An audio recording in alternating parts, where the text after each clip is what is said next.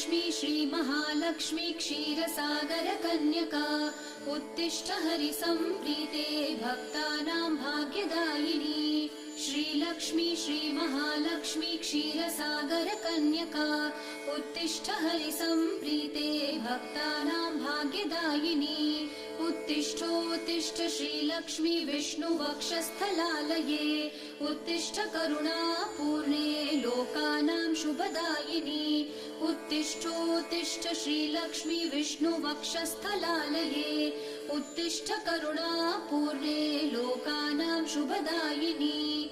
श्रीपद्ममध्यवसिते वरपद्मनेत्रे श्रीपद्महस्तचिरपूजितपद्मपादे श्रीपद्मजातजननी शुभपद्मवक्त्रे श्रीलक्ष्मी भक्तवरदे तव सुप्रभातम्।